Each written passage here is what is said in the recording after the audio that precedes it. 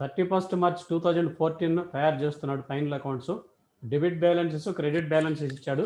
ఏది ఎక్కడొచ్చేదో నేను ఒకసారి చెప్పి ఆన్సర్ వేద్దాం దీన్ని. So cash in hand balance షీట్లో అసెట్ సైడ్ వస్తుంది. ఫ్యాక్టరీ ఇన్సూరెన్స్ ట్రేడింగ్ అకౌంట్లో డెబిట్ సైడ్ వస్తుంది. Audit expenses profit and loss అకౌంట్లో డెబిట్. గుడ్ విల్ బ్యాలెన్స్ షీట్లో అసెట్.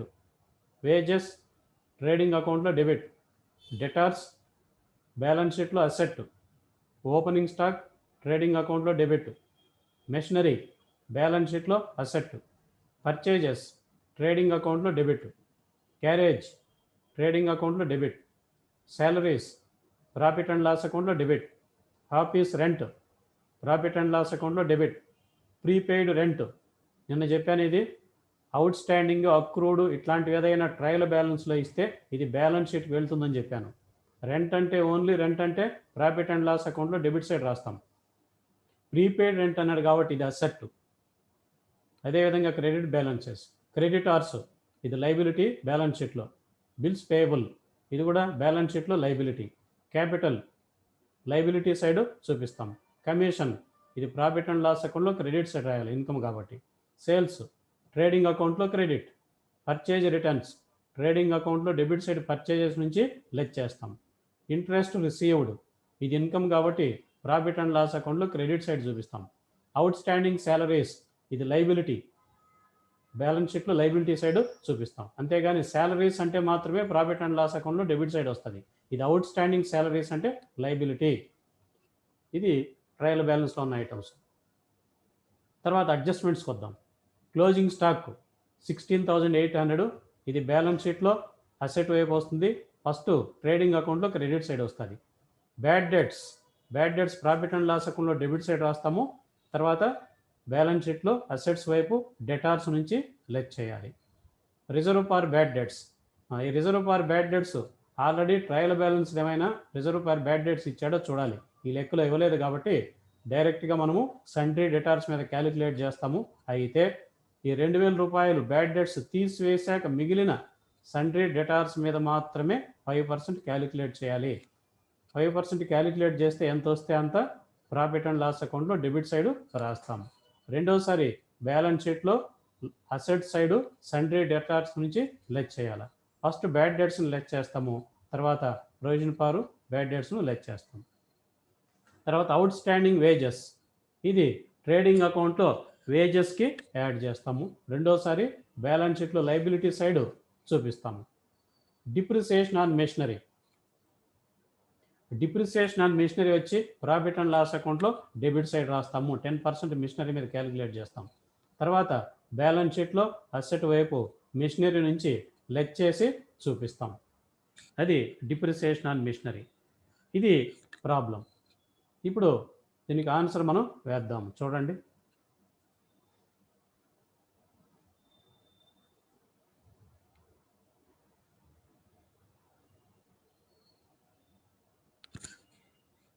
ఇక్కడ నేమ్ ఏమి ఇవ్వలేదు కాబట్టి 31 మార్చ్ 2014 తయారు చేస్తున్నాడు. 31 మార్చ్ 2014.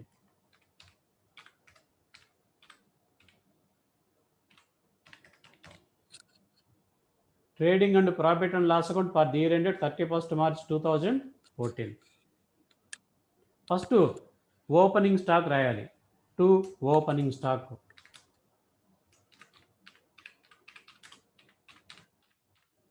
ఓపెనింగ్ స్టాక్ ఎంత ఉంది? 12,000 ఉంది. మీ ప్రాబ్లం చూసుకోండి, మీ దగ్గర ఉంది. తర్వాత పర్చేజెస్కు రిటర్న్స్ ఏమైనా ఉన్నాయా చెక్ చేసుకోవాలి. పర్చేజ్ రిటర్న్స్ ఉన్నాయి. సో ఇన్నర్ కాలంలో రాయండి పర్చేజెస్. టు పర్చేజెస్ ఇన్నర్ కాలంలో.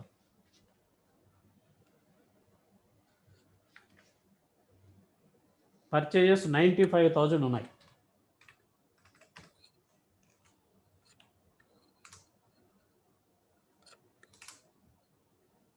Less returns, P returns. Purchase returns 2,000 ఇచ్చాడు, 2,000 లెస్ చేద్దాం. 2,000 లెస్ చేస్తే 93,000.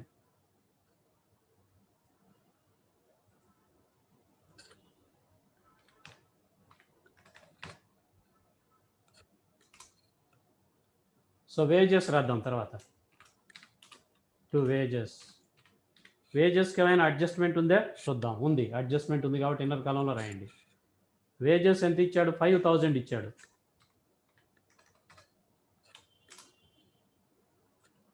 యాడ్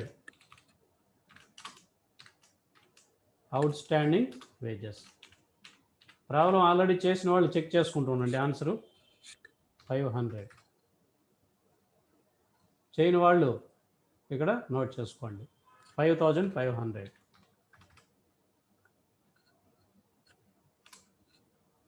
సో ఇటువైపు రాద్దాం. Credit side by sales. Sales ఎంత ఇచ్చాడు చూద్దాం. సేల్స్ 1,30,000. సేల్స్ రిటర్న్స్ ఏమైనా ఉన్నాయా ప్రాబ్లంలో? సేల్స్ రిటర్న్స్ ఏమీ ఇవ్వలేదు. సో నేరుగా సేల్స్ రాసిండి అవుటర్ కాలంలో. 1,30,000.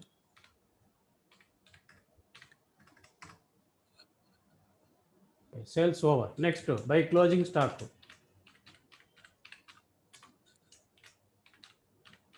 క్లోజింగ్ స్టాక్ అడ్జస్ట్మెంట్లో ఇచ్చాడు 16,800. ఇప్పుడు ఇక ట్రేడింగ్ అకౌంట్లో వచ్చే ఐటమ్స్ ఏమన్నాయో ఒకసారి చెక్ చేద్దాం. మీ దగ్గర ప్రాబ్లం ఒకసారి చెక్ చేసుకోండి ఏమన్నా ఉన్నాయేమో.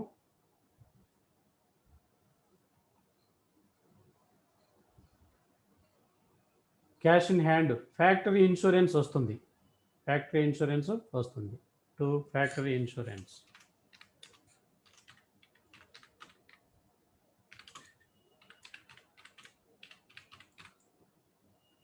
ఫ్యాక్టరీ ఇన్సూరెన్స్ ఎంత ఇచ్చాడు? 2000. నెక్స్ట్ ఆడిట్ ఎక్స్పెన్సెస్ రాదు, గుడ్ విల్ రాదు, వేజెస్ రాసాము, debtors, opening stock, machinery, purchases, carriage వస్తుంది. To carriage.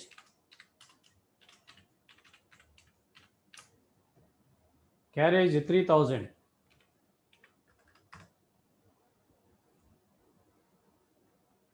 శాలరీస్ రాదు, ఆఫీస్ రెంట్, ప్రీపెయిడ్ రెంట్ ఇవి రావు. నెక్స్ట్ క్రెడిట్ సైడ్ ఏమన్నా ఉన్నాయా చెక్ చేస్తాం.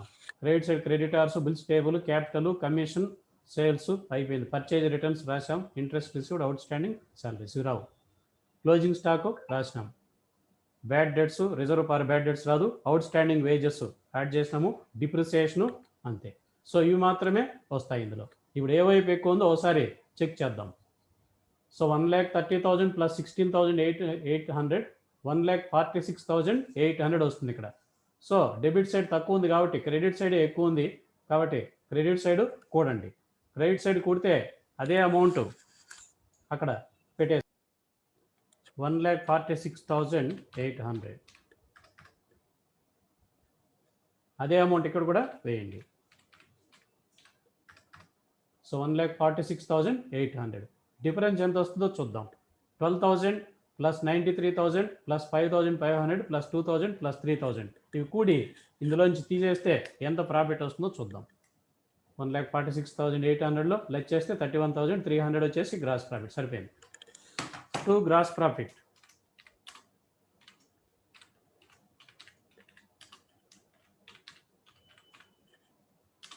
బ్రాకెట్లో carry forward to profit and loss account.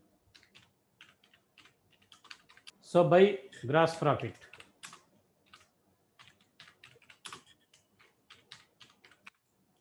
Balance brought down 31,300. So debit side to salaries.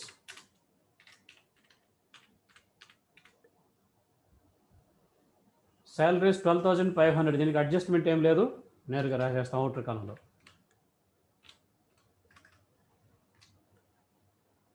Salaries తర్వాత ఏమున్నాయి ఇంకేదైనా రాసుకోవచ్చు మనం. Cash in hand, factory insurance, audit expenses 1,500 ఇది రాస్తాం. Audit expenses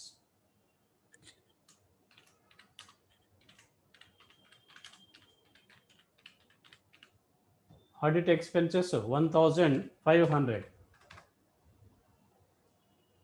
next goodwill రాదు, వేజెస్, డెటార్స్ రాదు, opening stock, machinery, purchases, carriage అక్కడ అయిపోయింది. శాలరీస్ రాసాం, ఆఫీస్ రెంట్ వస్తుంది.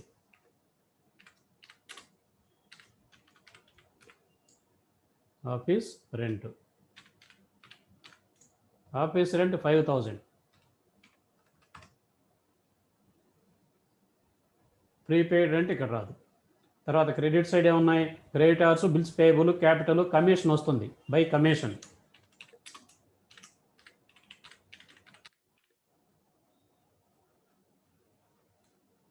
7500. సేల్స్ అయిపోయింది, పర్చేజ్ రిటర్న్స్ అయిపోయింది. ఇంట్రెస్ట్ రిసీవ్డ్ వస్తుంది. By interest received 5000. Outstanding salaries రాదు. తర్వాత అడ్జస్ట్మెంట్స్లో క్లోజింగ్ స్టాక్, బ్యాడ్ డెట్స్ వస్తుంది. Debit side 2 bad debts.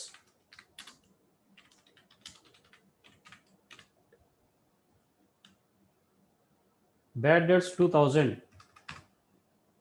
దానిలోనే బ్యాడ్ డెట్స్ రిజర్వ్ కూడా ఉంది. 2 బ్యాడ్ డెట్స్ రిజర్వ్.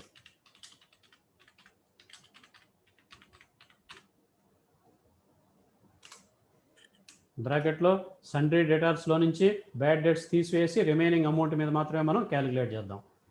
డేటార్స్ ఎంత ఉన్నారు? 30,000. 30,000 మైనస్ 2000. 2000 ఏంటి? బ్యాడ్ డెట్స్ తీయాలి. తీసేస్తే 28,000. 28,000 మీద ఎంత పర్సెంటేజ్? 5%.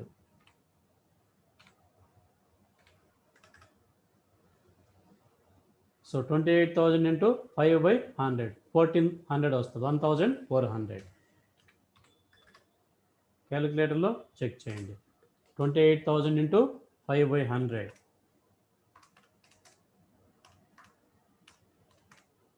1400. బ్యాడ్ డెట్స్ రిజర్వ్ అయిపోయింది. అవుట్ స్టాండింగ్ వేజెస్ అయిపోయింది. డిప్రిసియేషన్ వస్తుంది. 2 డిప్రిసియేషన్.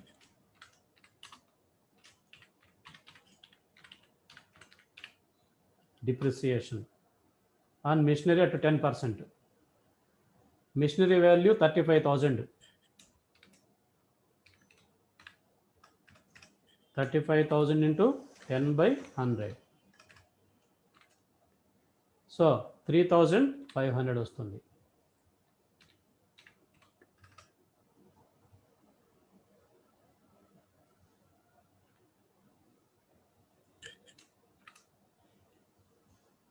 డిప్రిసియేషన్ ఓవర్ అయిపోయింది, అంతే.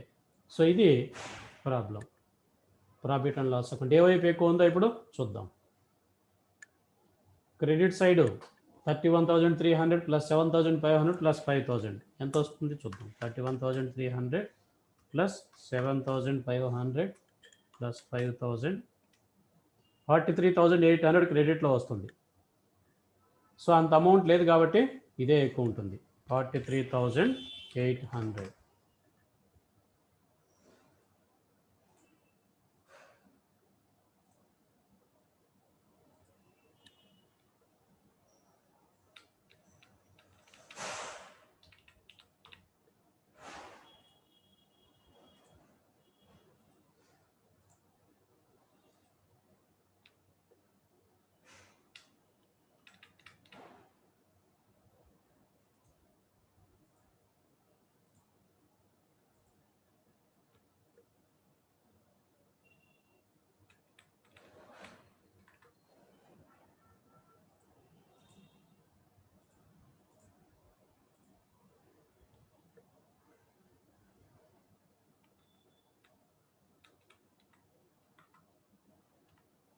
సో ఈ వైపు కూడా 43,800. సో డిఫరెన్స్ ఎంత వస్తుందో చూద్దాం. 12,500 plus 1,500 plus 5,000 plus 2,000 1,400 3,500 25,900 minus 43,800 17,900. So ఇది నెట్ ప్రాఫిట్. ఒకసారి క్రాస్ చెక్ చేస్తాము. 12,500 1,500 5,000 2,000 1,400 3,500 17,900. 43,000 అదే నెట్ ప్రాఫిట్ 17,900.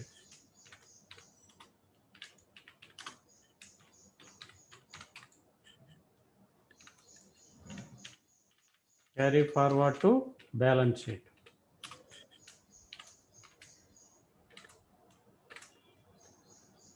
సో ఇది profit and loss account. Next balance sheet తయారు చేద్దాం. ఇది అందరూ గమనించండి. ఒకసారి మీరు కావాలంటే స్క్రీన్ షాట్ చేసుకోండి.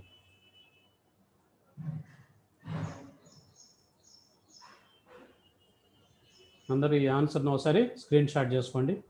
గ్రాస్ ప్రాఫిట్ 31,300 వచ్చింది.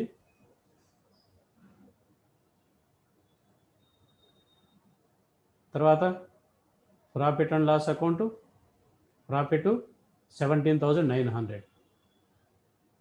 Then we go to balance sheet.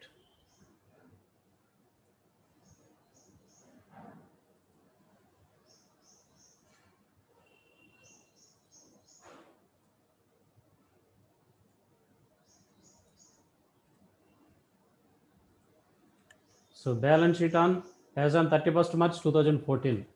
31st March 2014. Liability side sundry creditors, bills payable ఇలాంటివన్నీ ఉంటే రాస్తాం. క్రెడిటార్స్ ఉన్నాయి, ఫస్ట్ రాయండి. క్రెడిటార్స్ 20,000 ఉంది. క్రెడిటార్స్ 20,000. మీ ప్రాబ్లం ఒకసారి చూడండి. Bills payable 8,500. Bills payable 8,500.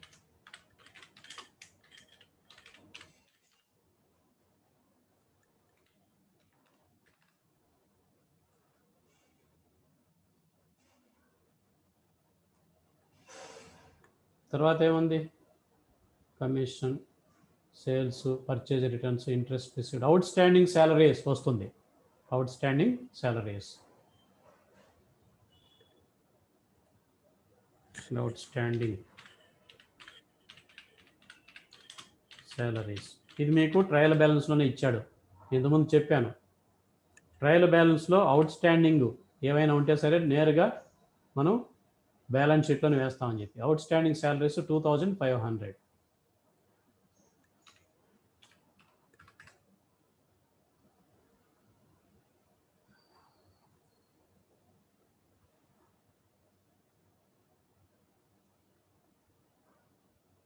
Out standing salaries అయిపోయింది. నెక్స్ట్ అడ్జస్ట్మెంట్స్ ఏమైనా ఉన్నాయి? అవుట్ స్టాండింగ్ వేజెస్ 500 వస్తుంది.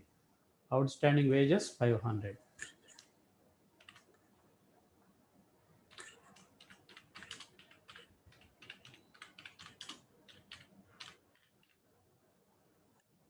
Outstanding wages 500. సో ఇవన్నీ కూడా కరెంట్ లైబిలిటీస్. నెక్స్ట్ ఇంకా క్యాపిటల్ డైరెక్ట్గా మనం రాయొచ్చు. Capital 60,000.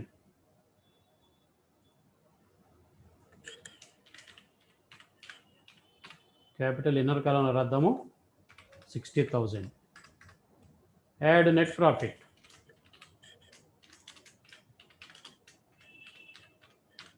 Add net profit.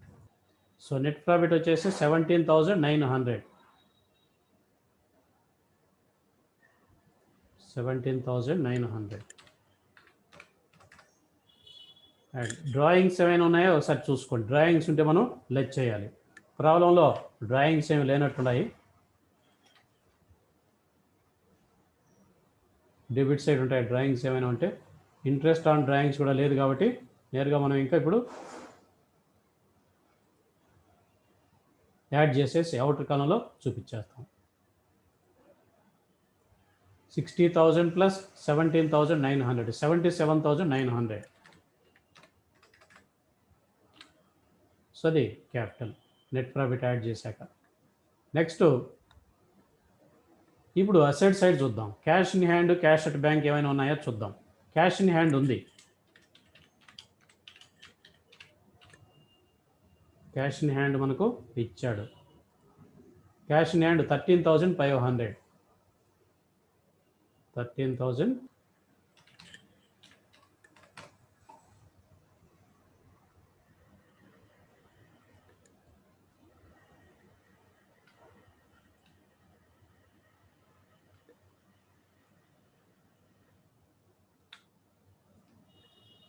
Next cash at bank ఏమైనా ఉన్నాయో చూద్దాం. క్యాష్ అట్ బ్యాంక్ ఏమి లేదు. కరెంట్ అసెట్స్ ఇంకేమున్నాయి?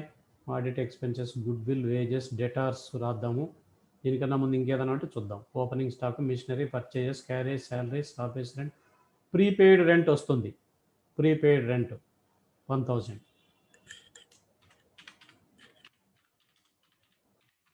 Prepaid rent 1000. Next closing stock రాయొచ్చు వెంటనే. క్లోజింగ్ స్టాక్ మీకు ప్రాబ్లంలో కింద ఇచ్చాడు చూడండి. Closing stock 16,800. 16,800. ఇప్పుడు సన్రీ డెటార్స్ రాద్దాం.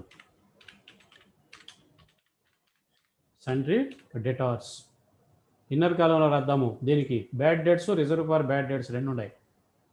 సన్రీ డెటార్స్ ఎంత ఉంది? 30,000. ఇన్నర్ కాలంలో 30,000 లెస్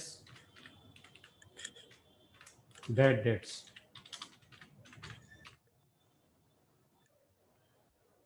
బ్యాడ్ డెట్స్ 2000 ఇచ్చాడు. ప్రాబ్లంలో 2000 ఇచ్చినాడు. ఇన్నర్ కాలంలో తీసి ఇన్నర్ కాలంలో వేయండి. మరలా 28,000. మరలా less provision for bad debts.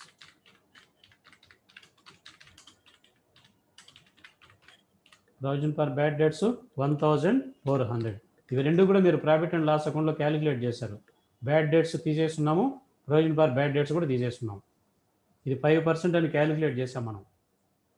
5% calculate చేస్తే 1,400 వచ్చింది.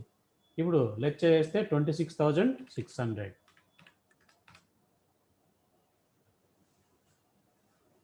అది డెటార్స్ పైన bad debts, provision for bad debts రెండు తీసాము. నెక్స్ట్ కరెంట్ అసెట్స్ ఇంకేమున్నాయో చూద్దాం. ప్రీపెయిడ్ రెంట్ రాసాం, క్లోజింగ్ స్టాక్ రాసినాము, outstanding wages, depreciate. Okay, ఇంక నేరుగా మనం ఫిక్స్డ్ అసెట్స్ రాసేయచ్చు. ఫిక్స్డ్ అసెట్స్ ఏమున్నాయి? మిషనరీ, ప్లాంట్, ల్యాండ్ ఇట్లాంటివి ఉంటే రాస్తాం. గుడ్ విల్ రాద్దాం ఫస్ట్. Goodwill 20,000. లేదంటే చివరిలో కూడా రాయొచ్చు గుడ్ విల్ను, ఎట్లయినా సరే. మిషనరీ 35,000.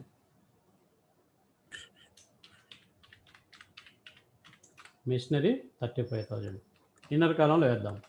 దీని మీద డిప్రిసియేషన్ ఉంది కదా, డిప్రిసియేషన్ తీసి చూపించాలి ఇన్నర్ కాలంలో.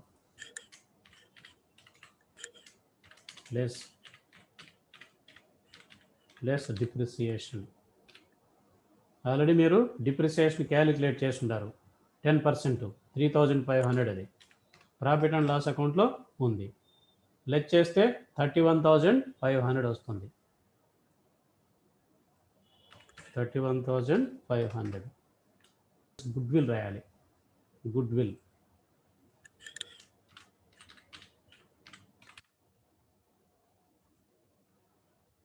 అనేది ఇంటాంజిబుల్ అసెట్ ఇది. So good will 20,000.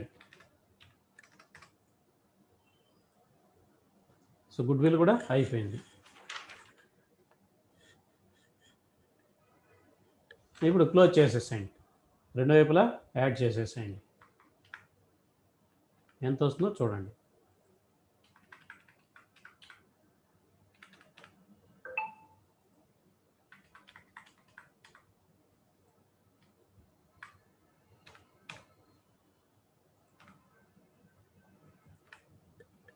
Okay, assets, liabilities add up చేసి చూద్దాం ఎంత వస్తుందో టోటల్.